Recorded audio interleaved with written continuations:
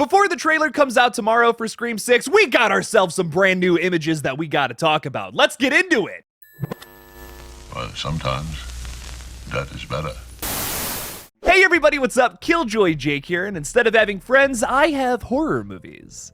Today we're going to dissect a bunch of brand new images we just got from the upcoming Scream film. I am so excited to talk about this, but of course, before we do that, if you guys can like this video and subscribe, Jake here would greatly appreciate that. Now, as most of us already know, the Scream 6 trailer is coming out tomorrow, which is really exciting. There's been a bunch of confirmation of that over on social media. If it's Melissa Barrera kind of commenting on the Instagram post coming from the Scream Movies account and saying like, ooh, I see what you did there with that 1/19, baby. But then there was also official confirmation that it is coming out tomorrow today. So yeah, what else could that post have meant? I mean, we're like less than 2 months away from this thing and we still haven't gotten a full trailer yet. They're taking a very different approach to the marketing this time around, which has me a little curious. It's not like bad or anything. They're still doing a bunch of stuff for the marketing. It's just not as intense as it was for Scream 5. Maybe they're a little more confident that this one's gonna do well. I don't know. Talking about this 6th installment, franchise star Melissa Barrera says these kids are running away and Ghostface is still finding them in the most beautiful city, but also the most terrifying because it's so crowded and it can be aggressive. Now this picture is wonderful. It's our core 4 characters. They're all doing like a little pact or something. Hopefully not a blood pact. That would be kind of crazy for our main characters to all just be like blood pacting together. Blood brothers. Let's cut our hands open and do that. No, don't do that. This article also confirms that Tara, Mindy, and Chad will all be attending Blackmore University while Sam just kind of hitches along for the ride and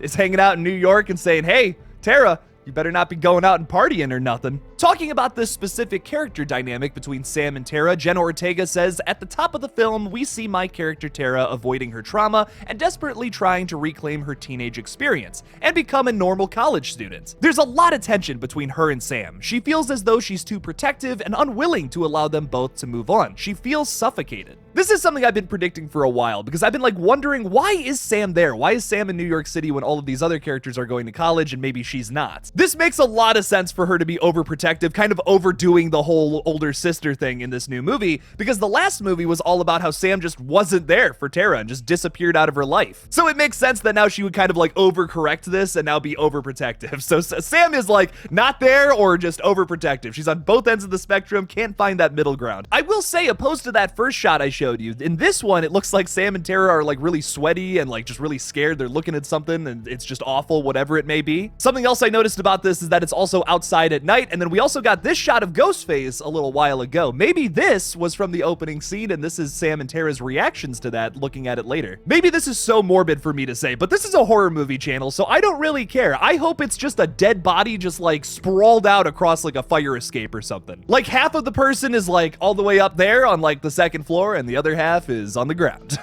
Something messed up like that. That's what I'm hoping to see from the scene when we see the other angle in the movie. Hopefully not the trailer.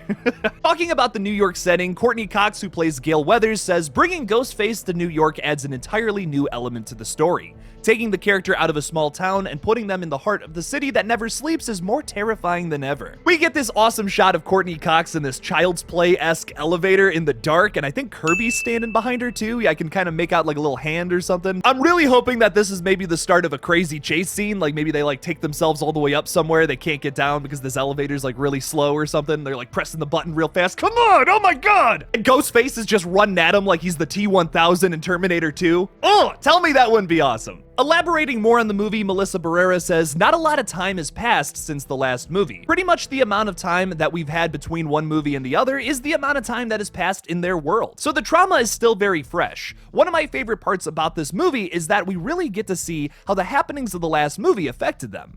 We get to really see the baggage that they're carrying now and how each of them is dealing with that differently. This is one of my favorite elements to Scream, is that you have characters like coming back for each movie essentially, and then you get to see the emotional baggage weigh on them from every single murder spree. You don't really get to see that in most slasher franchises, and I like that we have that here in Scream. That's gonna be cool to expand upon and really build on characters, something a lot of us are looking for in Scream 6. On top of that, we get what I think is maybe the coolest shot of Ghostface I have ever seen. You get those little like arm dangly things and it looks like he's a demon. I love it. I will also note that Ghostface is left-handed if you notice that he is holding the knife in his left hand. So if there's some kind of indicator that one of our characters is left-handed, might be a giveaway that that person's Ghostface. Just saying. saying. Whatever this scene is going to be, I know it's going to be an awesome kill. I can tell you that. Talking about Dermot Mulroney, Melissa Barrera says, I have loved Dermot Mulroney forever. Such a huge fan. He always had the best energy on set and had everyone laughing. It was just a beautiful thing to have him come in. Talking about this picture of Dermot Mulroney that we just got, honestly, my leading theory for this movie is that Dermot Mulroney is the killer and he's like leading this like gang of cops that are all ghost faces to kill a bunch of people for some reason. From this picture alone though, it looks like he's really upset and he's trying to get down to the bottom of something, but he does look disgruntled. And ghost faces are typically disgruntled. The other thing I will note as well is that the mask that's been seen in a bunch of set photos, including the one I literally just showed y'all,